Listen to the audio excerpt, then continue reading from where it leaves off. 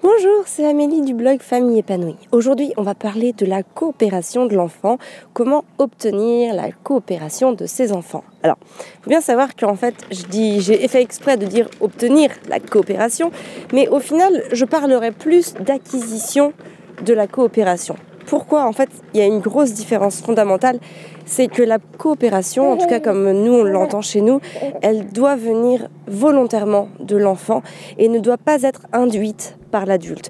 Parce que souvent on a tendance à demander des choses de nos enfants, à nos enfants, et on exige que ce soit fait.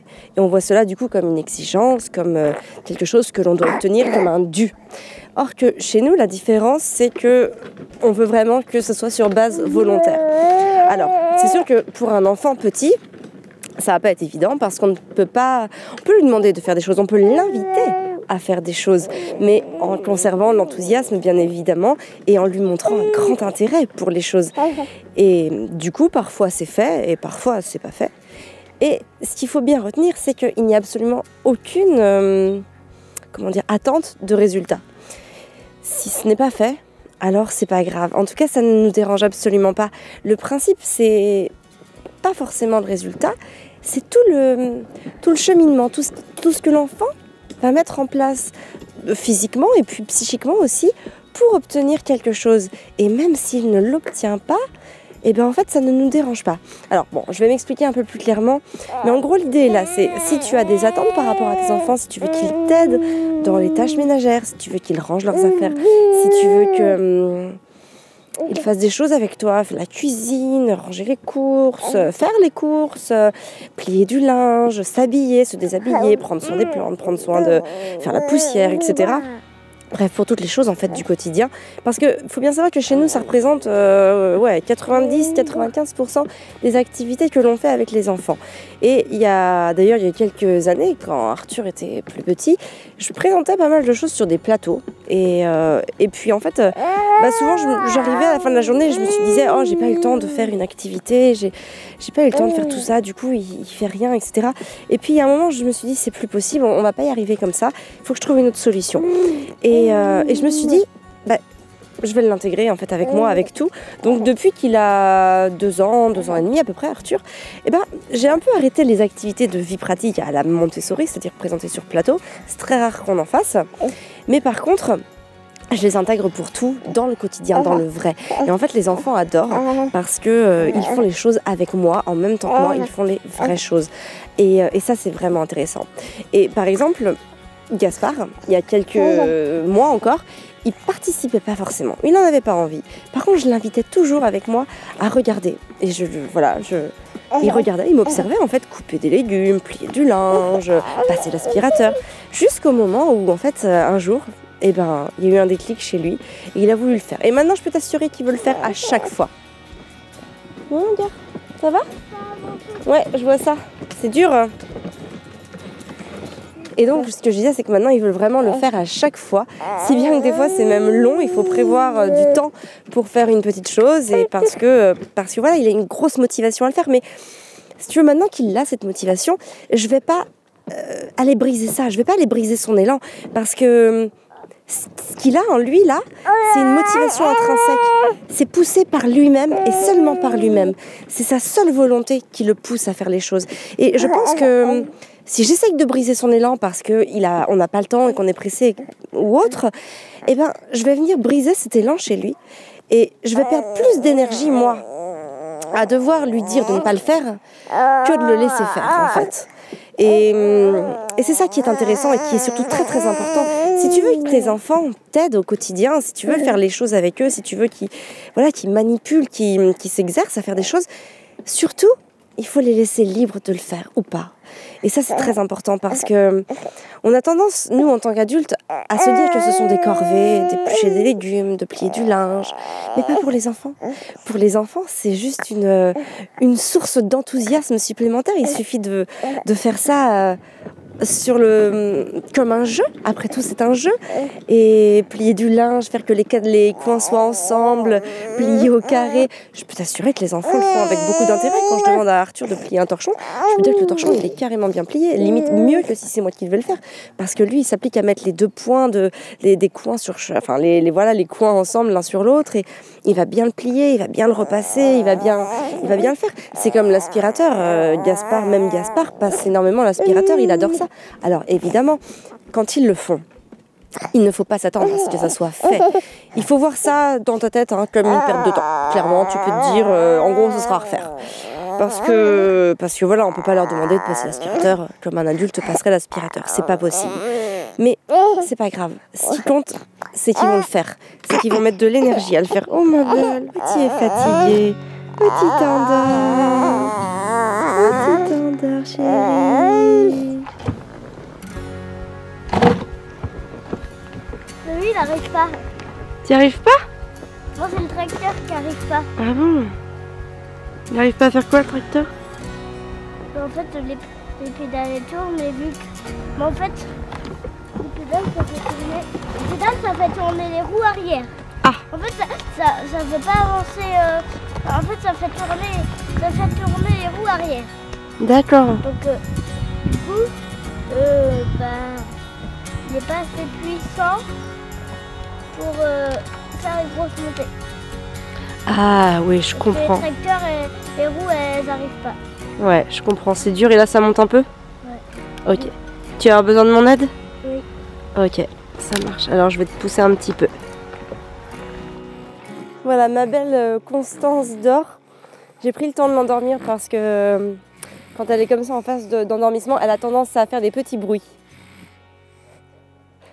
Et donc c'est pas très agréable quand elle discute comme ça dans le micro. Allez, je te donne de l'énergie. Voilà, vas-y mon cœur.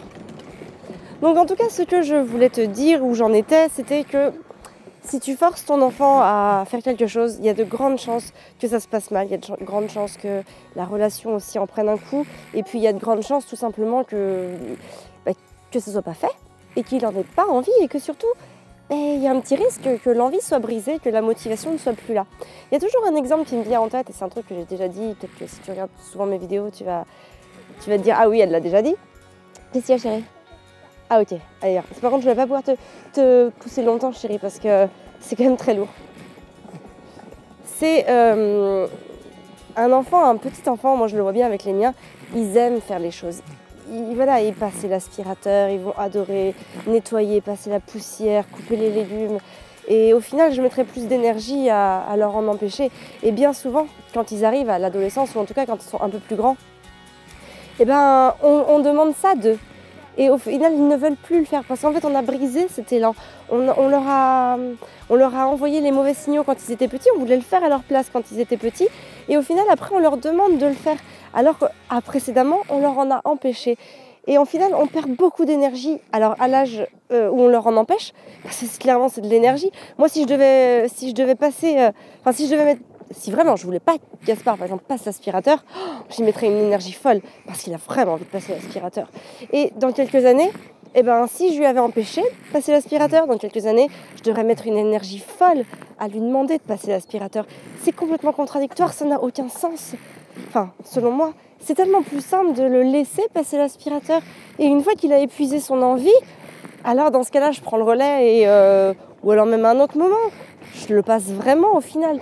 Mais au moins, lui, il l'a passé, il était content, il s'est satisfait, il éprouve de l'autosatisfaction et c'est bien ça le principal. Et pendant très longtemps, Gaspard, il m'observait, je sais pas, par exemple, couper les légumes. Et aujourd'hui, il a vraiment envie de le faire parce que ça y est, il a eu le déclic. Mais c'est pas grave, pendant très longtemps, il m'a juste observé, j'ai rien attendu de lui. D'ailleurs, j'attends toujours rien de lui. Mais voilà, au final, maintenant, il le fait de bon cœur.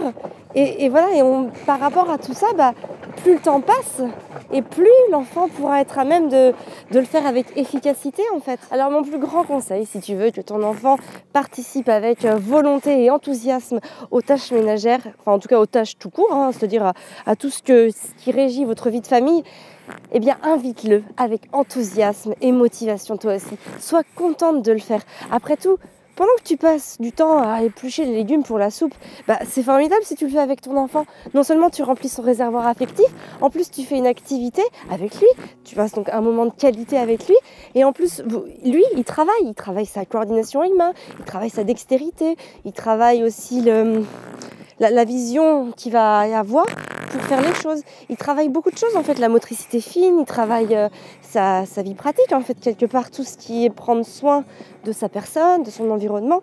Et donc tout ça en fait, ça a une multitude d'intérêts.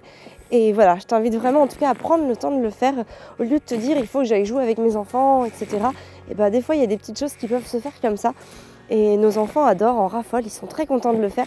Et surtout, on ancre en eux le fait que ce soit naturel de le faire. Il ne faut pas voir ça comme une corvée. Si tu pars du principe, tu dis, bon allez les enfants, il faut aller éplucher les carottes. Parce que sinon, on ne va pas manger. Et là, il y a de grandes chances qu'ils n'aient pas tellement envie de le faire.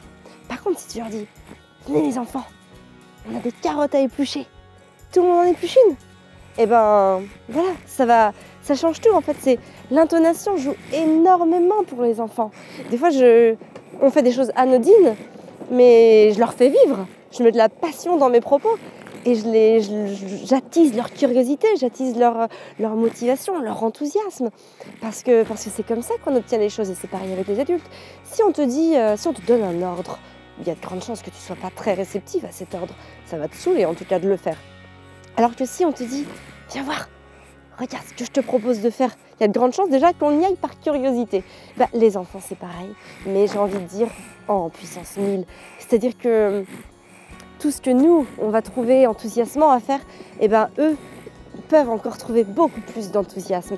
C'est pour ça qu'il faut cultiver toutes ces petites valeurs. En tout cas, à mon sens, elles sont importantes. Et surtout, bien penser que l'enfant est un mini-adulte. C'est-à-dire qu'il réagit exactement comme nous, voire souvent de manière beaucoup plus vive et spontanée. Donc, il mérite autant de respect, autant d'attention et autant de délicatesse qu'un autre adulte. D'autant plus parce que je pense que plus on va mettre les bonnes graines en eux et plus l'arbre va être beau quand il va se mettre à germer. Enfin, moi j'ai cette image de l'arbre déployé qui va leur permettre d'avoir des racines solides et voilà, d'avoir une belle envergure, un beau feuillage, d'être bien posé, d'être bien dans ses baskets et voilà, de faire les choses avec intérêt, passion et enthousiasme. Et puis c'est ça aussi qui rend la vie plus belle, parce que quand on fait les choses et pas sous la contrainte, mais parce qu'on est guidé par sa propre volonté, tout devient plus facile en fait. On n'a plus l'impression de travailler, on a l'impression de jouer, on n'a plus l'impression d'être tributaire de quelque chose, mais de le faire avec enthousiasme et voilà. Et ça va en fait, ça change la vie, tout simplement. Et c'est pour ça que je pense que plus on le met dans la tête des enfants petits, plus ils vont grandir en étant heureux de faire les choses, en étant heureux de prendre le temps de faire les choses et en étant heureux de vivre aussi, tout simplement. Voilà ce que je voulais te dire sur le sujet. J'espère vraiment que tu peux aussi, chez toi, réussir à faire ça parce que ça crée quelque chose de très positif dans le foyer. Je trouve que c'est très important. Ce sont des toutes petites choses très anodines qui, au final, coulent vraiment sous le bon sens, mais on perd un peu ce bon sens. On perd toutes ces notions parce qu'on veut trop en faire parfois, parce qu'il y a trop de choses aussi qui se développent à droite et à gauche. Et du coup, on ne prend plus le temps de se recentrer sur des valeurs très simples, mais pourtant tellement fondamentales. Et c'est important pour nos enfants de faire ça. En tout cas, à Fabien et moi, à nos sens, c'est très important de prendre le temps comme ça, de vivre à côté de nos enfants, à leur côté, et de faire en sorte que ça se passe bien aussi, qu'ils aient confiance en nous, qu'il y ait une belle relation qui s'installe. Parce que déjà, on aime nos enfants très fort, comme tous les parents, tu me diras évidemment. Mais je veux dire, j'ai pas envie de briser quelque chose avec mes enfants. Je veux qu'on soit leur source d'amour inconditionnel. Je veux qu'on soit leur source aussi de confiance inconditionnelle. Et je veux qu'ils sachent qu'on n'attend pas forcément quelque chose d'eux. Que tout ça va se faire naturellement. Je veux pas qu'ils ressentent de pression, de choses comme ça. C'est important pour nous en tout cas de réagir comme ça. Voilà, donc tu peux bien sûr aimer, partager la vidéo si tu l'as aimée, évidemment on reste dans la sincérité. Moi j'ai juste besoin de sincérité, je suis quelqu'un de sincère et j'aime bien qu'on est sincère avec moi aussi. Et donc voilà, donc si tu as aimé, like la vidéo. Tu peux aussi la partager, elle peut intéresser de nombreux parents. Nous, on est pour le développement de la parentalité positive et bienveillante. Et plus la vidéo sera aimée, partagée, et plus la vidéo en fait sera proposée sur YouTube aussi. Donc nous, ça peut nous aider à développer la chaîne et puis ça peut aussi donner des pistes à de nombreux parents qui n'ont pas connaissance de ces valeurs-là, qui ne savent pas que c'est possible de faire autrement que de manière traditionnelle. D'ailleurs, à ce sujet, je vais te mettre en téléchargement le guide des 8 idées reçues sur la parentalité. Si tu ne l'as pas encore reçu, en fait, il s'agit d'un petit guide que j'ai écrit il y a quelques mois et en fait, qui va permettre de répondre de manière positive, bienveillante et empathique à 8 idées reçues, donc à 8 idées traditionnelles que l'on a sur la parentalité, en général les plus grosses. Je te laisse les découvrir dans le livret parce que franchement, ça vaut le coup de prendre le temps de les lire parce que déjà, s'informer, c'est aussi changer et c'est en s'informant que l'on va pouvoir entamer le changement et en tout cas le changement positif, c'est ce que je te souhaite. Donc voilà, tu peux télécharger tout ça et comme ça tu auras connaissance de ce petit livret et tu pourras déjà entamer ton propre changement positif avec les premières bases dont je vais te parler. Sur ce, je te souhaite une très belle journée. Prends soin de toi et de tes enfants.